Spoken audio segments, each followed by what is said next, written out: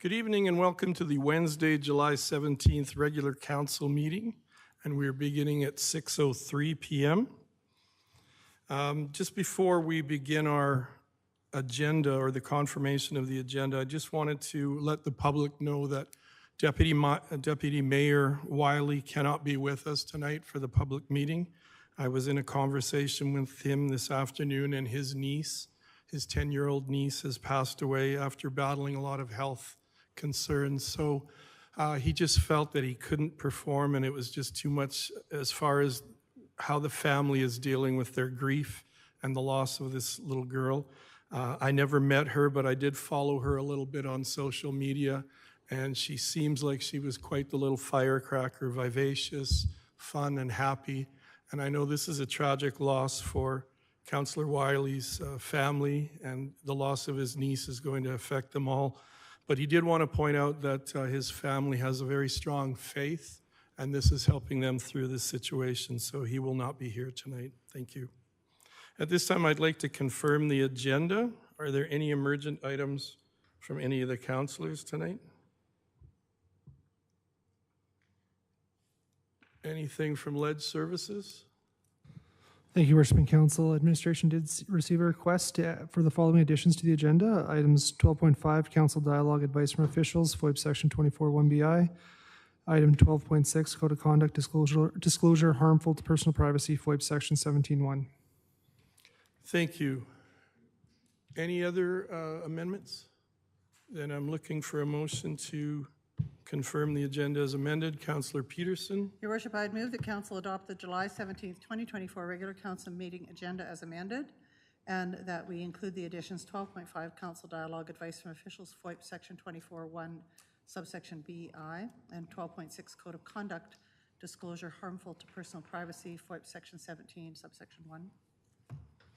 Thank you. You've all heard the motion. All in favor? The motion is carried. We have no public hearing tonight, and there are no public comments, I believe. And we do have a public comment. If you would come forward, and if you could just say your name and then make your comments. For those at home, we have a rule or a procedural bylaw, and if someone from the public wishes to speak on a meeting that's on the agenda, it's an agenda item, then they can do so. So if you wouldn't mind introducing you and yourself, and welcome. Okay, my name is Robert, the owner of Wheatland Taxi. I've been here a couple times before. I just wanted to ask just a quick point. I know you're bringing up the taxi bylaws. You discussed it last meeting. We had a good conversation on that. Last time we were here, when we brought forth a group, we discussed about the issues of putting a moratorium on taxi licenses. And I was just curious, we never heard back on that. And even the last meeting we were at, it was kind of like, I forget who asked the question, can we do that? So it looked like it was never looked into, even though I emailed all the members the points I brought up the last time, as well as an example of Red Deer putting a moratorium on taxi licenses. So I know this isn't directly to do with the bylaws. I'm just asking again if you'd kind of consider that. Because I was frankly surprised. I didn't hear anything, and then there was a new taxi company came into town. Now that taxi company hasn't really affected our business, but the overall economy has. And just so happens right at the same time, when the other taxi company came in, I've pretty much parked one vehicle and laid off two drivers, just because of the economy. I mean, you can go to we all know Strathmore years ago, there's bars all over. There's pretty much one bar now, the Eddy. You can go there on a Saturday night and there's like 12 people in there. Like the business is just, people don't have money. So I've parked a cab, I've laid off two drivers, just to keep, I can't have 3-4 drivers on at night when they're making $30. They're not gonna do it. So it's a matter of trying to keep the drivers we have so they can make a decent income. So I'm just asking again, you may look at that. And I'm just talking about existing taxi, like even myself, if I was to come and put forth, I want to add another cab on the road, I need to make a case for that. I mean, I'm not just talking a new broker. I'm just talking any taxi licenses at all needs to be looked at, because the economy is affecting everybody and it's affecting us. People don't have money to go out anymore. They're having to stay at home more often, and it's affecting our business. I mean, I always have numerous cabs on the road, John, during the day, just to make sure we can satisfy all the requirements, in town, out of town trips. Lots of times they'll sit for 3 hours without doing a call. Again, it's the matter of people don't have money. So by throwing more cabs onto the road, another comes on, I'll just take another one off. I mean, that's just the nature of the business, right? So I'm just asking again, you take a look at that for me, to see if that's something we could do. Look at it again in 6 months or 8 months again, just to help sustain the current business we have. I think one of the concerns I have with putting a moratorium on the taxis, or the taxi companies that is that it could set a precedent. So for example, we had a cannabis store owner come to us a few years back wanting us to limit the number of cannabis stores in town. And it's basically a free market enterprise in a municipality. We don't have the ability to say there can't be, or there can only be 5 cannabis stores if 2 other people want to put in a cannabis store. If they believe they have a good business model and they've paid the business license and they've done all the preparations, or they're ready to do all the preparations on a business or a building, we can't stop them. So I don't know if it would, I feel that there would be a real precedent set if we limited cabs and then other businesses came to us and said, why are you limiting cabs but you're not limiting cannabis stores or pizza places? Or I don't know if that makes sense. No, it does. Like I said, like the email I sent out to all the members back in November, it showed the bulletin or whatever from Red Deer, and they did exactly that. They put a moratorium on taxi licenses. So it's just, like I say, I'm all for free enterprise, but it's just with the economy the way it is now. Another cab comes on their own, I'll just take another one off. I mean, you're not gaining anything. And it's just affecting everybody's businesses, and it's affecting, I think we told last time in November between Strathmore Taxi and myself how much money we injected into the community. That's just going to drop consequentially every time I take a cab off the road. So it's just something I just thought maybe council could look at that and how to sustain the business that we have and support the local residents and everything. So it's just something I ask for your consideration on again, that's all. So. Thank you. Jonathan, from a procedural point of view, we wouldn't get into a discussion and debate on this now. It would be after second reading. Thank you, Your Worship. Following first reading, council can then. Right. Okay. Yeah. Thank you. So this could be discussed when it comes to the first reading for the bylaw tonight. Okay, sure. Great. All right. Thank you. Thank you. Any other comments from councilors or questions for Bob? Thank you. We move now to item 5, delegations. 5.1, delegation, Community Futures Wild Rose. And if you wouldn't mind introducing yourself to the at-home audience. And I think there's a microphone button there for you. Thank you. Good evening, Mayor Fuel, council members, and my sincere condolences to Councillor Wiley. My name is Chantel Sangster, and I'm the Executive Director of Community Futures Wild Rose. Thank you for allowing me the opportunity to present to you the findings of our Workforce Strategic Project. Here's some background on the study. The CFWR region's businesses are currently experiencing significant labor shortages, which is of critical concern for the regional economy and community well-being. Several substantial investments are on the horizon, including projects by Phyto Organics, CGC, and de Havilland. These investments are expected to generate nearly 3,000 new jobs in the region, which, while promising for the economic growth, will place an additional strain on an already tight labor market. In response to these challenges, we initiated a regional workforce development project. The primary goals of this project were to evaluate the current labor dynamics within the CFWR region, to gain a comprehensive understanding of the challenges faced by both employers and workers, to develop strategies aimed at effectively meeting both current and future labor demands. This study was crucial for ensuring that our region can adapt and thrive amidst these challenges. By understanding the labor market dynamics and addressing the needs of both employers and workers, we aim to create a resilient and sustainable workforce that can support the region's economic growth. All of the organizations that you see on the screen were funding partners in this project. Each organization appointed a representative to serve on the project steering committee, which met several times throughout the duration of the project. A quick overview of the CF Wildrose region. It is comprised of 15 municipalities, including all of Wheatland and Nihil counties, the north and eastern parts of Rocky View County, the city of Chestermere, the towns of Strathmore, Three Hills, Trochu, and Bassano, and the villages of Acme, Bicycle, Carbon, Hazar, Irricana, Linden, Rockyford, and Standard. The economic growth in our region has been significantly influenced by key sectors including agriculture, oil and gas, construction, and real estate. These sectors are critical for our GDP, but they have faced various challenges that have slowed overall growth. One of the pressing issues is the shortage of both skilled and general workers. This shortage is impacting productivity and the ability to complete projects on time. The aging population exacerbates this problem as more workers retire without enough young workers to fill their positions.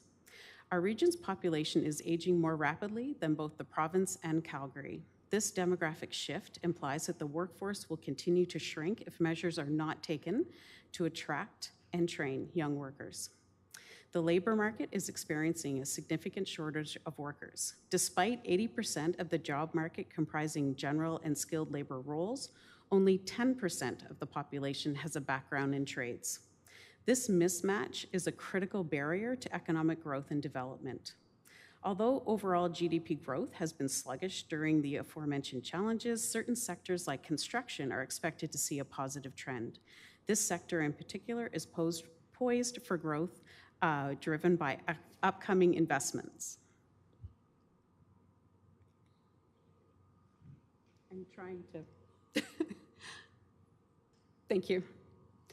Over the past decade, our region has experienced a substantial population increase, rising from 67,072 in 2011 to 80,590 in 2021.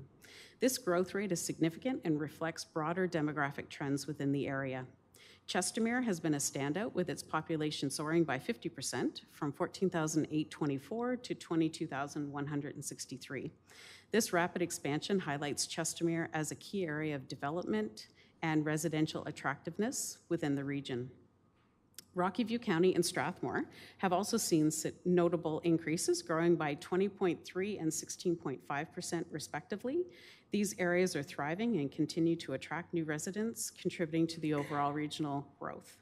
In contrast, Nihil and Wheatland counties have maintained steady population levels. While growth has not been as pronounced in these areas, stability can also be a positive indicator of a balanced community. This region's overall growth of just over 20% is comparable to Calgary's growth rate of 19.1%. This similarity suggests that our region is keeping pace with the urban expansion seen in nearby Calgary. When examining the age distribution, 64.5% of our population is within the working age category of 15 to 64 years. This is slightly lower than Calgary's 68.4 and Alberta's overall 66.2, indicating a relatively smaller proportion of working age individuals in our region. Oh, sorry. We have a higher proportion of residents aged 65 and older compared to Calgary and Alberta. This demographic trend underscores the need for services and infrastructure that cater to an aging population. Interestingly, our region also has a larger proportion of residents aged 14 and younger compared to Calgary and Alberta. This suggests a growing number of young families and highlights the importance of investing in education and youth services. All of this data paints a picture of a dynamic and evolving region with both opportunities and challenges. Understanding these demographic trends is crucial for planning and policymaking to ensure sustainable growth and a high quality of life for all residents.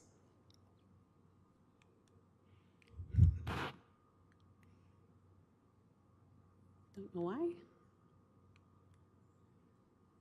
Thank you.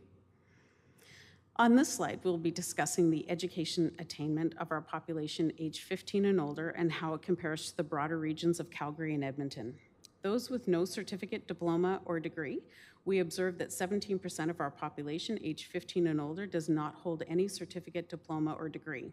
This percentage is notably higher than the figures for both Calgary and Alberta, and indicates a potential area for improvement in our educational outreach and support programs. High school diploma or equivalent, a significant portion of our population, 32%, has achieved a high school diploma or equivalent. This is higher compared to Alberta's 29% and Calgary's 26%. This suggests that while we have a strong base of high school graduates, there is an opportunity to encourage further education beyond high school. Post-secondary education, when it comes to post-secondary, 51% of our population has completed some form of post-secondary education. This is lower in comparison to Alberta's 56% and Calgary's 61%. This gap highlights a critical area where we can focus our efforts to increase access and support for higher education opportunities. These statistics provide us with a clear view of where we stand in terms of educational attainment. While we have strengths, particularly in high school completion rates, there are evident gaps, especially in higher education, that we need to address. By understanding these trends, we can better tailor our education programs and initiatives to meet the needs of our community.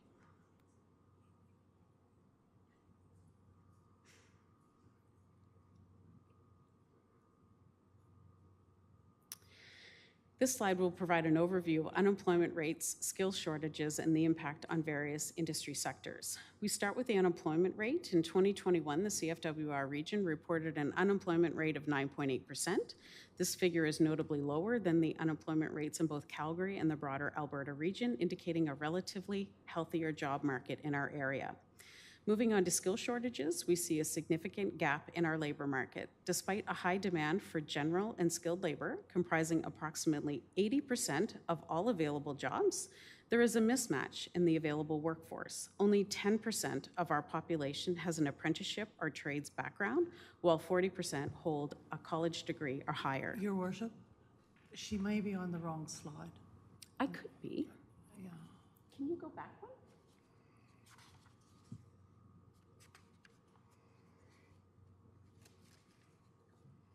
Let's keep going forward. It's the one after education. Thank you. Thank you, Councillor Peterson. This disparity means that our workforce is generally more educated than the current job market requires, leading to an oversupply of highly educated individuals and a shortage of those with trades and apprenticeship skills. Construction is a leading employer in the CFWR region, underscoring the labor-intensive nature of this industry. This sector's dominance highlights the region's demand for skilled and general labor. We've observed significant growth in the business support and professional services sectors, which suggests an increasing demand of roles in these areas. Conversely, there has been a decline in employment within the agricultural and mining sectors. These shifts indicate changing economic dynamics and potentially evolving job opportunities in the region. To summarize, while our region enjoys relatively low unemployment rates, we face a critical challenge with the mismatch between workforce educational background and the labor market demands. Addressing this skill shortage is essential for balancing our labor market and ensuring that the available job opportunities are filled by suitable skilled individuals.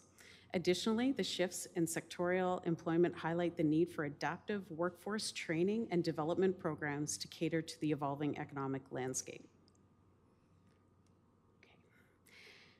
Now we'll focus on the insights gathered from resident surveys, business surveys, and business interviews. From the resident surveys, we completed a total of 596 resident surveys to understand the perspectives and experiences of our community members.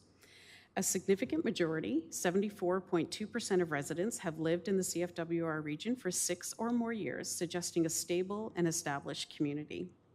From the feedback, common challenges identified by job seekers include overqualification, where their skills exceed job requirements, a lack of job availability, indicating a need for more employment opportunities, insufficient pay, pointing to wage concerns within the region, and a lack of affordable housing options in the region. From our business surveys, we gathered insights from 163 business surveys to capture the challenges and needs of our local businesses. A prominent issue highlighted was the difficulty in attracting skilled labor. Businesses reported skills mismatches where the available workforce does not meet the specific needs for their employers, limited public transportation options which hamper employee accessibility and mobility. A lack of affordable housing options in the region was a deterrent to attracting the right talent to fill the available jobs. Through our business interviews, we conducted 21 direct interviews with companies of various sizes and industries across each municipality. Despite the challenges faced, an overwhelming majority of businesses, 97.1%, expressed their intent to continue operating in the CFWR region. Reasons for this commitment include an established presence in the community, which provides a stable operating environment, various community advantages that support business operations and growth. These engagement efforts have provided valuable insights into the lived experiences of both residents and businesses in the CFWR region. The feedback highlights several key areas of concern, such as the need for better job matching, improved wages, enhanced public transportation, and affordable housing options. However, it's also encouraging to see the strong commitment from businesses to remain in the region, leveraging the established community benefits. By understanding these perspectives, we can better address the challenges and work toward creating a more supportive and thriving environment for both residents and businesses. The CFWR region is anticipating a rise in labor demand driven by economic growth and major investments. Despite having lower unemployment rates, we are facing higher vacancy rates and a scarcity of specific labor categories. The core challenge lies in matching workers to job openings, particularly given the shortage of both general and skilled labor. From our surveys and interviews, it's clear that employers are struggling to find qualified applicants for their job openings. On the other hand, job seekers often feel that there are not enough suitable jobs available for them. Structural factors such as the cost of living and housing affordability further complicate the attraction and retention of labor in the region. To address these challenges, enhancing education and training through public initiatives is essential. We need to ensure our workforce has the skills that align with market demands. Expanding local post-secondary education options and skills training programs in the trades is critical to equip the local population with the necessary qualifications. Incentivizing the development of affordable housing can support workforce stability by making it feasible for workers to live and work in the region. It's important to help employers with effective recruitment and retention strategies to ensure they can attract and keep the talent they need. Finally, fostering community collaboration to connect employers and job seekers will be key. By working together, we can create a more cohesive and efficient labor market. In summary, while the CFWR region is poised for significant economic growth, it faces substantial challenges in meeting the increased labor demand. By leveraging community feedback and implementing collaborative strategies, we can work together toward creating a balanced and sustainable labor market that benefits both employers and job seekers. The consultant presented 22 recommendations across 6 categories. In response to these recommendations, the Project Steering Committee is committed to meeting and addressing those within our scope to tackle the labor-related challenges confronting our region. The 6 categories are fulfilling general labor needs, fulfilling skilled labor needs, available and affordable housing, training for small employers without access to HR resources, stakeholder labor services engagement, and regional recruitment. I do have printed copies of the full report for all council members, and I brought some copies for CAO Scoble for your planning and economic development departments as well. I want to thank you for your participation in this project and for the opportunity to present the findings to you this evening. Thank you. Thank you for your presentation. And if there are any questions from council, I have one question. Sure. Is it within your mandate financially and as well as your mission statement and your approaches to do, I guess, the groundwork or programs to try to attract more foreign workers or workers who could be housed for places like I know Tim Hortons had come to us before as far as I can't remember that program's name now. Rural Renewal. So is it within your mandate to fund a program like that and try to attract workers? Right. I don't necessarily think it's in our mandate to fund that. In our office, we have shared office space, and we share that office with CCIS, and they have someone that's dedicated to the Temporary Foreign Workers Program. So she's in our office every Tuesday. The other CCIS members are in and out of the office. So we have lots of newcomers coming into our office. We help and support them in any way we can. But as far as funding rural renewal, I don't think that that's our mandate, but I am governed by a board of directors, so they would guide me on that. Okay, thank you. Councillor Langmaid. Thank you very much. I was just wondering if it's possible to get a digital copy of the report. I'm A digital copy? Yeah, I'm going to give you a paper copy, but I can send paper it. copy's great, but I tend to lose papers. I am a digital girly. Would I send it to you, Veronica? Okay, so I will email it to Veronica, and Thank then you she very can much. send it out to you. Is that okay? That's perfect. Thank you very much. Yeah. Any other questions for our presenter tonight? Or comments? Councillor Montgomery? Thank you. I just wanted to thank you very much for your work on this. I know it hasn't been a smooth road the entire time, and so I just wanted to thank you for bringing it to us and in a timely way as well. So thank you. Thank you very much. No other questions or comments? Thank you again for presenting. Thank you for the opportunity. We move now to item 6 of our agenda, the consent agenda. Are there any items that councillors would like to see removed from the consent agenda and dealt with individually? Councillor Montgomery? Thank you. I will move that council adopt the recommendations of the following agenda reports by an omnibus motion. 7.1, regular council meeting minutes. 9.1, 2024 capital budget change of scope. 9.2, 2024 capital budget amendment. 9.3, 2025 capital project and major initiatives priority matrix. 9.4, fire services mutual aid agreement. 11.1, letter from Strathmore High School. 11.3, letter from Water Finance Research Foundation. And 11.4, invitation to the Canada Emergency Preparedness and Climate Adaptation Convention. So everything except for 11.2. 11.2. Thank you. You've all heard the motion. All in favor? And that motion is carried.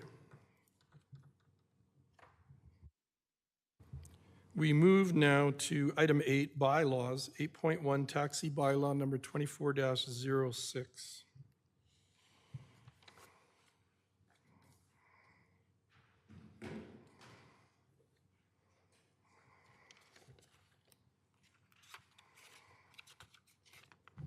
Hello, Your Worship and Council.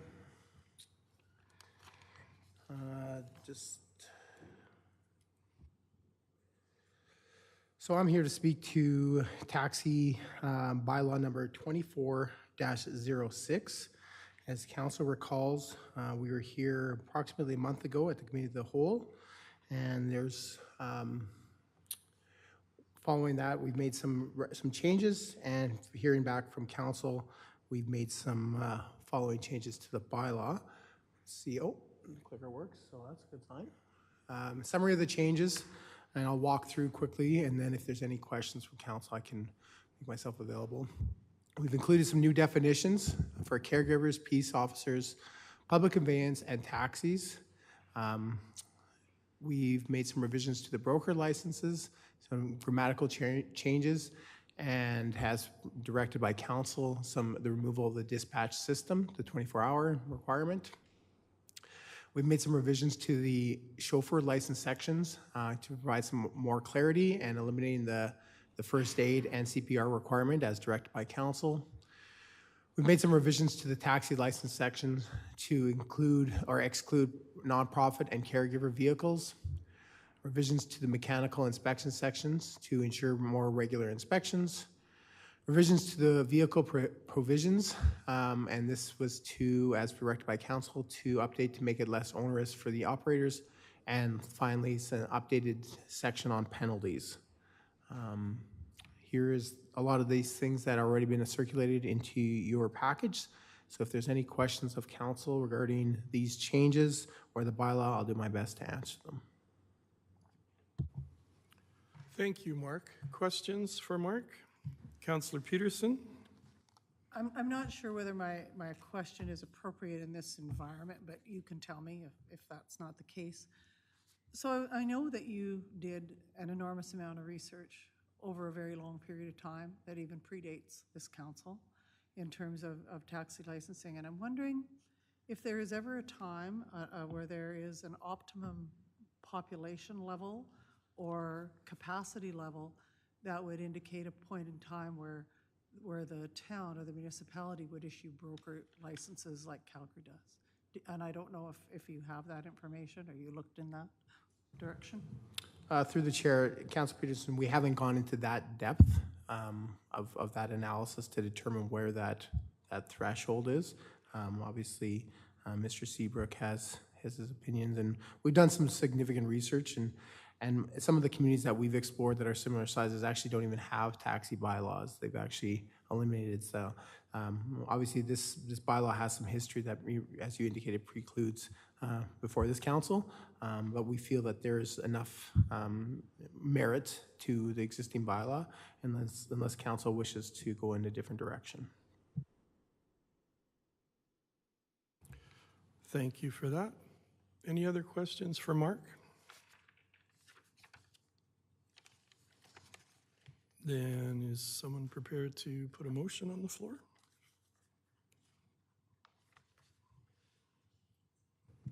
Councillor Wagoner? It's not a motion yet. I'm just looking at the bylaw 24-06, and again, in the short title 1.1, it says this may be cited as a taxi bylaw, but above it, maybe I'm reading this wrong, but it says being a bylaw to provide for municipal elections in the town of Strathmore. I think that's just a change, a poor copy and paste on my behalf. We can make that change though on the correct one.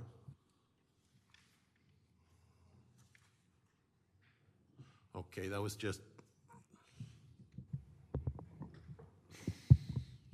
Councillor Peterson? Our CAO has a comment, Your Worship. Oh, Mr. Scobell.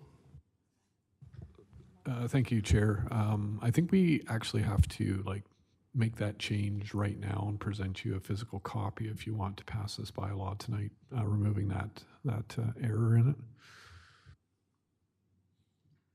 Take a recess. So, yeah, we'll need a motion for a quick recess. We can probably do it on the fly while you're asking questions. It's pretty straightforward. Okay, thank you. Yeah. Councillor Peterson? I have no more questions.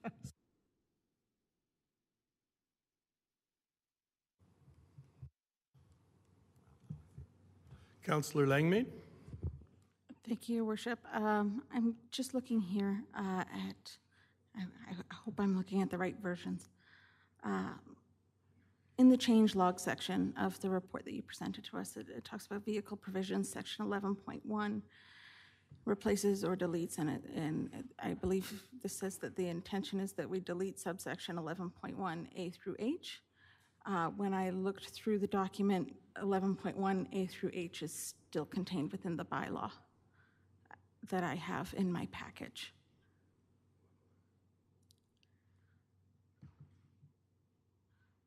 So I just want to clarify if the bylaw we're looking at this evening does delete 11.1A, or if totally possibly I've misunderstood.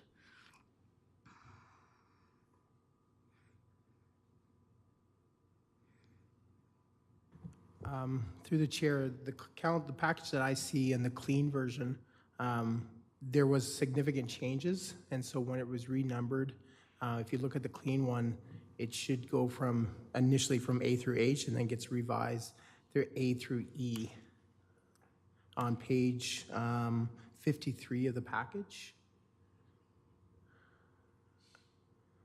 I believe that's. Yeah. Sorry, just one moment. I'm flipping back and forth between my documents here. Delete subsection 11.1A through H. Okay.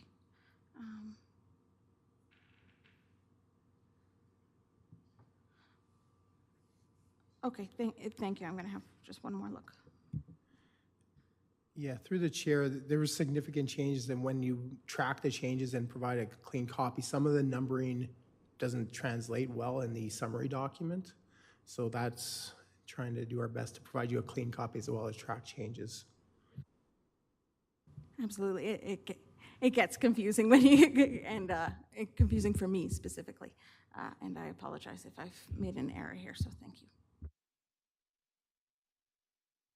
Any other questions or comments for Mark? Administration, do you need a little more time? Maybe we just have a quick recess here for 5 minutes. I need a motion for that. Councillor Peterson. Your worship, I'd move a 5-minute recess at this point. You've all heard the motion. All in favor? And we're taking